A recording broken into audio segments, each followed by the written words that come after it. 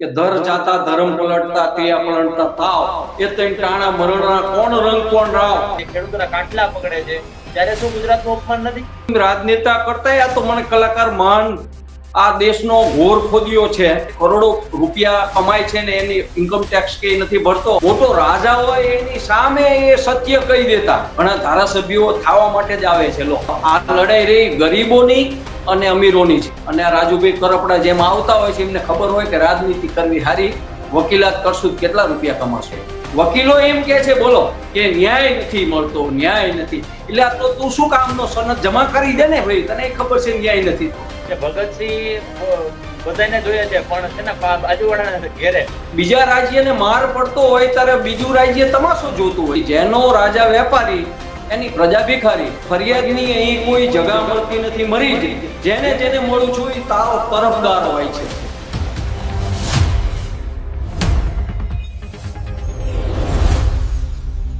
ઊંઢ ગામે જે બનાવ બન્યો એ પહેલા ઘણા બધા જે ખેડૂતોને આવા સેમ ઇસ્યુ બીજા જિલ્લાઓમાં પણ હતા. વીજ પોલના ઇસ્યુ મોરબીમાં પણ હતા, વાંકાનેરમાં પણ હતા, કચ્છમાં પણ હતા.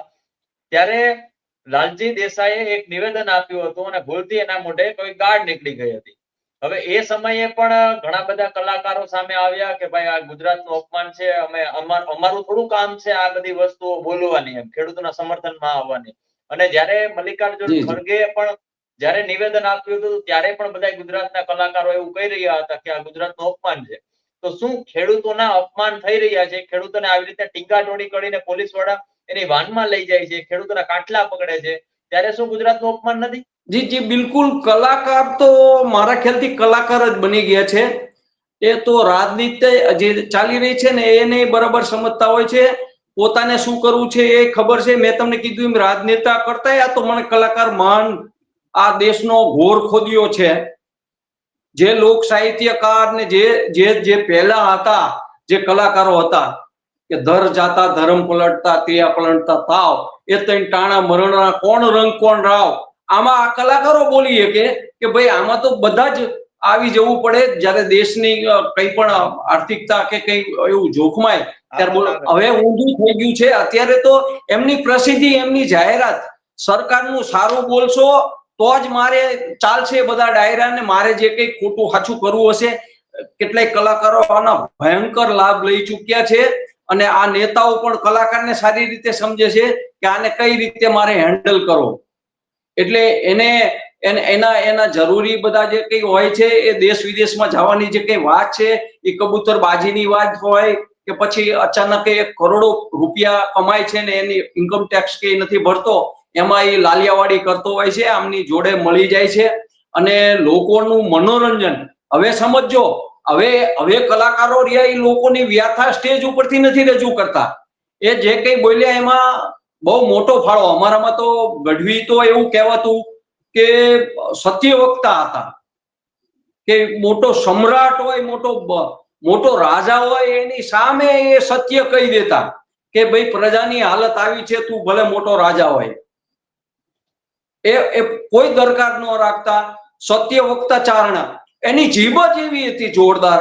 અને આ ચારણો જયારે આ પૃથ્વી ઉપર એવા પ્રસંગો છે કે તમે સૌરાષ્ટ્રની રસધાર જે તમે યાદ કર્યું એવી રીતે અનેક પ્રસંગો છે, બધા તમે જુઓ ગામ માટે થઈને એ લોકોએ શું શું કર્યું છે. એ નાના લોકોની વ્યાથા એ મોટા છે. જે ચમરબંધીઓ એ મહારાજાઓ કોઈનું સાંભળતા નહોતા એવા હતા. એમની 10-10, 20-20 રાણીઓને એવડા મોટા મહેલ હતા.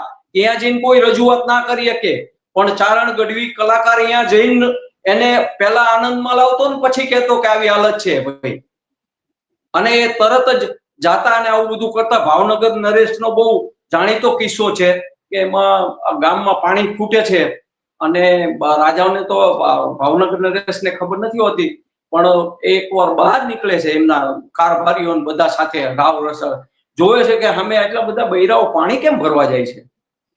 તો કે મહારાજા અહીંયા પાણીની થોડી તકલીફ પડી છે. તો કે ભાઈ આપણે તો છે, તો કે અમે બધા ધ્યાન રાખી છીએ. તમારું ઓલા કારભારી બધા ખુશ થઈને રાજાને કે અમે તમારું આ રાજમહેલનું ધ્યાન રાખી છીએ, એટલે આપણે તો પાણી હોય જ તેને. પણ આ જે રાજવી હતો એ લોકોને સારી રીતે સમજતો હતો, એ વ્યાથા સમજતો હતો. એને કીધું કે જાઓ એ બધા જેટલા પાણી ભરવા નીકળે બધાને કહો કે આપણા રાજમહેલમાં જ્યાં સુધી પાણી ના ખૂટે ને બધું ભરી જાય, જેથી આપણું પાણી ખૂટશે ને તેથી આપણને ખબર પડશે કે પ્રજાની ઘરેથી પાણી ખૂટ્યું છે કે એને શું તકલીફ છે. એમ પોતાને તકલીફ છે એવું નેતાને લાગશે ને ત્યારે આ ખેડૂતોનો હાથ પકડશે અથવા આ દેશનું સારું ત્યારે કરશે કે એને દેશ દાજ હશે. હવે કોઈને દેશ દાજ નથી, બધાને નોર્વેમાં ને આમ બહારના સુંદર દેશો જ્યાં ક્રાઇમ જ નથી, જ્યાં આનંદ છે ત્યાં રહેવા જવાનું છે અને આ બધા નક્કી કરી જ નાખ્યું છે બાપુ. અત્યારે અહીંયા એવી સારી જિંદગી જીવવા માંડ્યા છે, એને ખબર છે કે હું ભાજપનો મોટો પ્રદેશ પ્રમુખ હશું તો ગમે ત્યાં ગુજરાતમાં રખડીશ, કોઈ મને પૂછવાનું નથી. ગમે એવો કાયદો કાનૂન હશે તો તરત મને અડી જવાનો નથી. ઘણા ધારાસભ્યો થવા માટે જ આવે છે. લો સિક્કો મળી, અમારા એક ઉદ્યોગપતિ હતા એ ધારાસભ્ય થવા માટે પૈસા ખર્ચી નાખ્યા એટલે ઇન્કમ ટેક્સ ને આ ટેક્સ ને ઓલા લુખાવ ને ઓલા કાંઈ જ નડતું નથી. હવે બધા નિયમો તોડી અને પૂર્વ ધારાસભ્ય તરીકે પોતે ફેક્ટરીનો હોય એટલે ટૂંકમાં એનું જે કરતા તે કરે છે. એમ દરેકે આવા લાભ જ રાજકારણના લીધા છે અને લાભ લેવા માટે જ આવે છે અને એક ચહેરો બનાવે. તમને એવું લાગે કે નવું દવાખાનું કંઈક કરવું હોય ને તો જે ડોક્ટરી કરવા માટે સરકારી દવાખાનામાં જે પ્રેક્ટિસ માટે ડોક્ટર જાય ને ત્યારે બહુ સારા સ્વભાવનો હોય એટલે અહીંયા એવી સેવા કરે ને તો સરકારી દવાખાનામાં જેટલા ગરીબ માણસો જતા એ બધા ને એમ થાય કે આ ડોક્ટર તો બહુ સારા હે. પછી શું કરે, પ્રાઇવેટ દવાખાનું ખોલે. પ્રાઇવેટ દવાખાનું ખોલે ને એટલે જે ઓલી છાપ હોય ને એ છાપ લઈને અહીંયા જાય, પણ અહીંયા તો એને લાખો રૂપિયા વાપરીને દવાખાનું ઊભું કર્યું અને દર્દીઓ એટલે કે બોકડાઓ એને તૈયાર મળ્યા ઓપરેશન માટે. આ રીત છે, છેતરવાની જ વાત છે. એટલે એવું નથી કે તમે માનો કે આ લડાઈ નાની છે. હવે આ લડાઈ રહી ગરીબોની અને અમીરોની છે. આની વચ્ચે બધા મધ્યમ વર્ગ હોય કે અને હવે તમે વોટર પણ નથી રહ્યા, એ ચૂંટણી કરી રહ્યા છે. મને એવું નથી લાગતું કે ચૂંટણીથી કોઈને ફાયદો થયો હોય કે નક્કી કરેલું પરિણામ આવતું હોય. એ લોકો રાજનીતિ એવી રીતે કરે છે તો ચૂંટણી જીતી જાય છે કે પૈસા વાપરો, દાદાગીરી કરો, બૂથ કેપ્ચર કરો, જે રીતે કરવું એ કરો, પણ તમે દેશના સર્વે સર્વા થઈ જાવ છો. વિપક્ષો હારી જાય પછી બંધ થઈ જાય સેવા કરવાના કે ભાઈ અમે તો હારી ગયા, અમે શું કરીએ. એવું ના હોય. તમે વિચાર કરો એને સેવાની જ ભાવના હોય તો એ પદ જતા રહે ને તો એ સેવા કરતા રહે, એવું ના હોય. પણ આ જે પોતાને દેશ પ્રેમ હોય એ હોતો નથી. ચહેરો મોહરો બનાવી અને આ રાજુભાઈ કરપડા જેમ આવતા હોય છે એમને ખબર હોય કે રાજનીતિ કરવી હારી, વકીલાત કરશું કેટલા રૂપિયા કમાશું. ગોપાલ ઇટાલિયા વકીલ છે અને એ લોકોને એમ કે ન્યાય નથી મળતો તો એ કોર્ટ શું કામની છે? એ કોર્ટ વિશે કેમ નથી બોલતા કે મારી સનદ હું જમા કરાવી દઉં છું, જો મને ન્યાય નહીં મળવાનો હોય, ખેડૂતોને ન્યાય નહીં મળવાનો હોય. કેમ આ લોકો આટલા ભણેલા ગણા ચિદમ્બરમ ને જે કઈ હોય મોટા મોટા વકીલો છે રાજકારણમાં, સમજો તમે. ગોપાલ ઇટાલિયા વકીલ છે, પછી આ વકીલ છે ભાઈ રાજુ કરપડા વકીલ છે, આ બધા એવા ઘણા બધા વકીલો હશે. વકીલો એમ કે છે બોલો કે ન્યાય નથી મળતો, ન્યાય નથી. એટલે તો તું શું કામનો સનદ જમા કરી દે ને ભાઈ, તને ખબર છે ન્યાય નથી. તો આજ સુપ્રીમ કોર્ટના જજો રિટાયર્ડ એટલે કે રાજીનામું આપી દે પછી બોલતા હોય છે કે આ બધા મારી ઉપર આવું દબાણ કરતા હતા. કલેક્ટર હોય તો એ રાજીનામું આપી દે પછી એમ કે આવું ચાલતું હતું યાર, આમાં મારે ક્યાં સુધી નોકરી કરવી. સાચા છે એ અને એનાથી દૂર થઈ જાય. હવે આટલું બોલવા હાટું એને રાજીનામું આપવું પડે અથવા નોકરી જતી કરવી પડે. એમ હરીશચંદ્રનો અવતાર થવું હોય ને તો તમારે રાજમહેલ એવડો મોટો છોડી અને શમશાનમાં માથે માટલું લઈને ટાઢી ઠારવી પડે ત્યારે આ બધું બને છે. એમ હરીશચંદ્ર બનવું રહ્યું છે, હરીશચંદ્ર જેવું તો રહ્યું જ નથી ને કાંઈ. હરીશચંદ્ર જેવું કાંઈ રહ્યું જ નથી. આ પરીક્ષા છે ને, આ પરીક્ષા આપી રહ્યા છો તમે, તમને ખબર નથી પરીક્ષા આપી રહ્યા છો કે આ પરીક્ષામાં પાસ થઈને ક્યાં જવાનું તમને નથી ખબર. પણ આ જે રીતે લોકશાહીની પરીક્ષા છે ને એનું પેપર આ લોકો લે છે. પરીક્ષાર્થી છે એને હવે કઈ ખબર જ નથી પડતી કે મારે કઈ દિશામાં જવું છે. અને આ મેં તમને કીધું એમ રાજકારણમાં એક સિસ્ટમ થઈ ગઈ છે, કહીને જ તમને મારે છે. તમારે થોડીક સમજણથી એની સાથે કામ લો તો તમે એને સમજી જશો અને વિશ્વાસમાં ના આવી જાઓ. રાજકારણના વિશ્વાસમાં આ લોકો લોભ લાલચ ને બધું જ તૈયાર હોય છે. તમારે ખોટું કરવું હોય તો તમે કરી શકશો, પણ સાચું કરવું હશે ને તો તમારે ગમે તેથી પાછું એ જ આ ભૂમિ ઉપર આવવું પડશે. માટે રાજકારણ રહ્યું એ આખું ખેડૂતોએ એમની દ્રષ્ટિએથી જોવું જોઈએ. કારણ કે એને તો અત્યારે યાદ આવ્યું કે થાંભલા નાખવા આવ્યા એમ. જયારે કચ્છમાં નકાતા હતા ત્યારે આંદોલન કેમ અહીંયાથી ના થયું? તમે સમજો, બીજા રાજ્યને માર પડતો હોય ત્યારે બીજું રાજ્ય તમાશો જોતું હોય છે. કેમ જીવ નથી બળતો અહીંયાથી બંગાળમાં કે જ્યાં પણ ઘટનાઓ થતી હોય, હિંસા થતી હોય, તો બીજું રાજ્ય હોય કે પડખેનું રાજ્ય હોય કે માની લો પડખેનો પ્રદેશ હોય તો ચિંતા કેમ નથી થતી એની? ભાઈ તમને દયા કેમ નથી આવતી? એ વખતે ભાજપ કોંગ્રેસ કરો છો, તમને ખબર છે આ અત્યાચાર ચાલુ થયા તો તમે કેમ બોલી નથી શકતા? એના વિશે લડી નથી શકતા? તમે તો અહીંયા વ્યવસ્થિત છો, પણ એકબીજાને કેવું છે કે ઓલાનું ઘર હળગે છે તો ઓલો કે ભાઈ એનું હળગાવો એટલે એ અવાજ ના કરે, ઓલાનું હળગે. આ છે ને પેલા જેવું છે કે ભગતસિંહ બધાને જોઈએ છે પણ છે ને બાજુવાળાના ઘેરે આપણી ઘેર જન્મ ન લેવો જોઈએ. એવું નથી વિચારતા મારો છોકરો આના શહીદ થાય. અત્યારે તમે જોવો છો ને, અત્યારે કોઈ નેતા એવું ઈચ્છે છે કે મારો છોકરો જઈને આવી સારી સેવા કરે કે અથવા મારો વિરોધ કરે? કોઈ ઈચ્છતું નથી. સમજો વિધાનસભામાં કે જે કઈ બેઠા હોય એ બધાના જે પરિવારો છે ને એ પરિવારને એ લાઈનમાં એ લઈ જવા નથી માંગતા. એમની રીતે એમને સમૃદ્ધ બનાવી દીધા છે અને બધા કોથળો ભરીને ફરવાના વેબમાં જ છે કે ભાઈ આપણે આ કરો. વેપારી નીતિ, જેનો રાજા વેપારી એની પ્રજા ભિખારી. એટલે જો રાજા જ પ્રજાનું નહીં સારું ઈચ્છે તો પછી પ્રજાને તો પછી કઈ આરો નથી. એને તો ગુલામી જેવું જ જીવન જીવવાનું છે. અને આ રીતનું જો લાંબો સમય આવેલું, ખરેખર આ વડાપ્રધાન ખુદ બોલ્યા છે કે હવે ધ્યાન રાખો. બરોબર, હવે એક બાજુ રાજકોટમાં અંધશ્રદ્ધાનો જે કઈ કાર્યક્રમ છે એનો વિરોધ થઈ રહ્યો છે. તમે જુઓ, હવે અહીંયા આવીને ઓલા કથા કરવાના છે ભાઈ. એમ તમે એક બે રૂપ જુઓ. દાખલા તરીકે એ બધા રાયડું પડે કે પેલા એવું બોલ્યા કે પેટ્રોલ છે, ડીઝલ છે, ખેડૂતો લાઈનમાં ઉભા રહે, બધાને જોવે છે બધા કે પેટ્રોલ પંપ પર લાઈન લઈ ગઈ છે ડીઝલ માટે. આ એવો સમય. હવે હજી બીજી વાત સુરેન્દ્રનગરની કરું તમને, જોરદાર, કે આજથી પાણી બંધ કર્યું અમારે.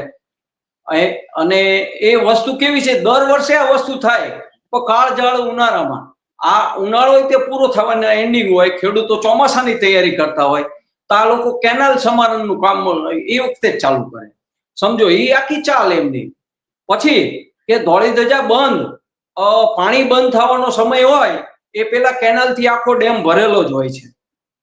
તો એ જથ્થો કેમ હાચવવામાં નથી આવતો? કે ભાઈ પેલા જથ્થો આપણે રહ્યો હોય પાણીનો ભરી લઈ, પછી ભલે કેનાલ બંધ થતી હોય તો આપણો ડેમ ભરેલો હોય તો આટલો સમય સુધી પાણી મળતું રહે. આ આયોજન જ નથી હોતું. પણ આયોજન નથી હોતું એવું હોતું જ નહીં. આયોજન કરવામાં રીત હોય છે આખી, કે આવું કરશું તો જ રાઈડ પડશે ને આપણે બૂમ પાડીને પ્રજાએ બૂમ પાડે. હું કહું બચાવો બચાવો, હકીકતમાં હું ખુરશી ઉપરથી એમ કરતો હોય અને પ્રજા હકીકતમાં કહેતી હોય બચાવો બચાવો. એમ આ નાટકીય અને આ બે ભેગા થયા છે સાચા વ્યક્તિઓ. એટલે એ લોકો અને નેતાઓને જ ખબર હોય છે ક્યાં જવાના, આપણી પાસે જવાના છે. એટલે એ વખતે આ બધા જે અધિકારીઓ છે એ સમજી ગયા છે.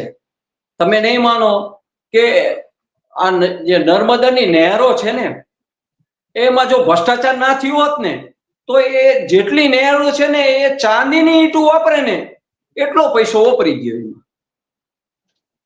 તોય તમે 12 મહિનેનો સમારકામ ને આ કામ ને તૂટી ગયું, ઉંદેડા ખાઈ ગયા ને ખેડૂતો તોડી નાખે છે ને એકાબીજા ઉપર દોષ ઢોળી દેવાનો કે આવી રીતે થઈ ગયું એટલે આમ થયું. બસ બહાના ગોતે છે, બહાના ગોતે અને એ જે કે બજેટ હોય એમાંથી એમનું કમિશન નક્કી કરી નાખે કે આટલું કમિશન મળી જાય તો આપણે આ કરી. જો નેર ના તૂટે ને તો હા, ભ્રષ્ટાચાર ની આખી ચાલી છે. હા, એટલે આ રીતનું ચાલી રહ્યું છે. ખેડૂતોએ ખરેખર પોતાના નેતાઓ ગોતવા જવું હોય, એનો ચહેરો જાણવો હોય તો બહુ વાર લાગશે. દરેક ચહેરો એમને દગો દેવાનો છે, યાદ રાખે ખેડૂતો. અને ખેડૂતો એવું ના વિચારે કે ઓલાના ઘરમાં થાય છે મારે શું, તમે કચ્છમાં આ બનાવ બધાને રોડ ઉપર લાવીને ઢસડ્યા છે પોતાની ખેતરમાં વાડીઓમાં, એવા જબરા અત્યાચાર થયા છે, બધાને ખબર હતી. તો સૌરાષ્ટ્ર અહીંયાના જે હતા એ લોકો કેમ ખેડૂતો અહીંયા જઈને આંદોલન માટે મદદ કરવા ના ગયા? અહીંયાના ખેડૂતો કેમ એવું ના કર્યું કે ભાઈ અમે આ જો આવું કરશો તો અમે અહીંયા તમને જવાબ દઈશું? એમ દરેક ખેડૂત એક થઈ જાય આખા રાજ્યનો અને એક મતે હાલે તો રાજકારણ એમની લીટી હાલે, નહીતર રાજકારણીને જેમ હલવશે એમ હાલવું પડશે.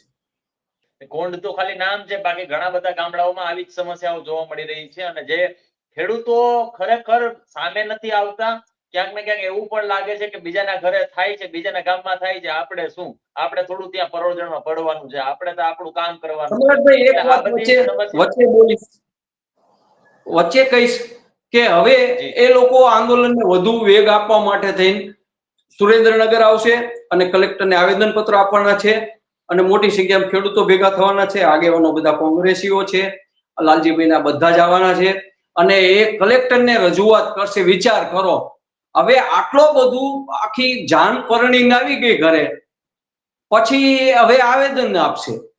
કલેક્ટરને નહોતી ખબર આ વસ્તુ સુરેન્દ્રનગરમાં શું બની રહ્યું છે, સાંસદને ખબર નથી, ધારાસભ્યને ખબર નહોતી. જ્યારે આ બન્યું મીડિયા, આ મીડિયા જ્યારે વાત સરકાર સુધી પહોંચાડી દે એટલો ઓવાપો કરે છે, બરોબર? તો આ ઓવાપો જોઈ એને કેમ ના આવ્યા કોઈ? હવે પાછો ખેલ નવો ચાલુ થાય, આવેદન આપશે, અહીંયા વળી પોલીસ રોકશે, અહીંયા બેની વચ્ચે સંઘર્ષો થાય છે. અહીંયા એવું થશે કે અહીંયાથી 2000 ખેડૂતો જાય, પણ કલેક્ટર પાસે 5 જણા જ આવે, ત્યાં પોલીસ ગોઠવી જાય છે કે તમે 5 જણા રજૂઆત કરી આવો, જાજા નહીં, અંદર 10 જણા 20 જણા, આવા નિયમો હોય. અને એ પછી વળી સૂત્રોચ્ચારો કરે. આ ખેડૂતોની સાથે બિલકુલ નાટક થાય છે. ખેડૂત મોરો બનીને એવું જ કરી રહ્યો છે જે એ ઈચ્છી રહ્યા છે. સમજો તમે, સરકાર જે ઈચ્છી રહી એ જ ખેડૂત કરી રહ્યો છે, એ મુજબ મુજરો નાચી રહ્યો છે. પહેલા તારે નાચવાનું નથી, તું જવાબદારી સમજ, તને શું તારે માંગવાનું છે, તારો હક શું છે ને આ શું કહી રહ્યા છે તમને. હવે અહીંયા જશે, આવેદન દેશે, અલ્ટિમેટમ આપશે, અમે આમ કરશું તેમ કરશું. નથી કોર્ટ સાંભળવાની, નથી રાજકારણ કોઈ સાંભળવાનું.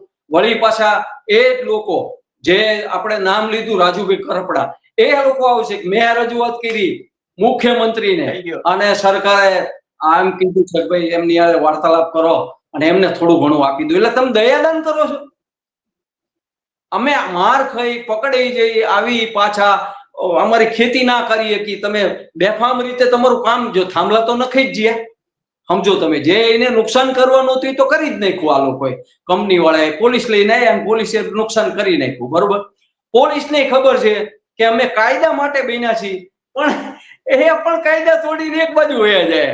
બોલો, વિચાર કરો, જેને કાયદાના રક્ષક બનાવ્યા છે એ જ ભક્ષક બની જાય છે. એટલે ટૂંકમાં એની પાસે આ કામ કરાવવામાં આવે છે. પોલીસ કઠપૂતળી છે, પોલીસને ખબર છે, આખો પોલીસ મેન્યુઅલ ને બધાને ખબર છે કે અમારે શું કામ કરવાનું છે અને એ સારી રીતે જાણે છે કે કોની સામે કામ કરવાનું છે, પણ તોય કરવું પડે એટલે કરે છે. એમ દરેક અધિકારીઓને ખબર છે ખીચામાં કેટલા પૈસા આવે છે, પક્ષને કેટલા પૈસા મોકલવાના છે, કઈ રીતે આપણે આમાંથી આનંદ કરવાનો છે અને કોને હેરાન કરવાના છે. તો પ્રજા પીસાઈ રહી છે અને આ રાજનેતાઓ મોજ કરી રહ્યા છે, અધિકારીઓ મોજ, જેની પાસે સત્તા છે બધા મોજ કરે છે, બાકી પીસાય છે જે ન્યાય માટે રખડતા હોય છે કે અમને આમ થયું તેમ થયું. ફરિયાદની અહીં કોઈ જગા મળતી નથી. મરીજ, આ મરીજનો એક શેર છે કે ફરિયાદની અહીં કોઈ જગા મળતી નથી. મરીજ, જેને જેને મળું છું એ તારો તરફદાર હોય છે. એટલે આમાં તમે ન્યાય કોની પાસે માંગો કે જે જજ તમને લાફો મારે એની કોર્ટમાં તમે કેસ કરશો કે મને આ લાફો માર્યો, અને એ જજ આપણો ન્યાય કરશે નહીં કરે. એટલે તમે જેની પાસે ન્યાય માંગવા જાઓ છો એમે જ તમારી સાથે અન્યાય કર્યો તો એમે સારી રીતે વાત જાણે છે. જે ચોર છે એને તમે ચોકીદાર કહો છો. એટલે આ પીડા તમે ઊભી કરેલી છે, તમે છેતરાણા છો એટલે તમારે ભોગવવી જ પડશે.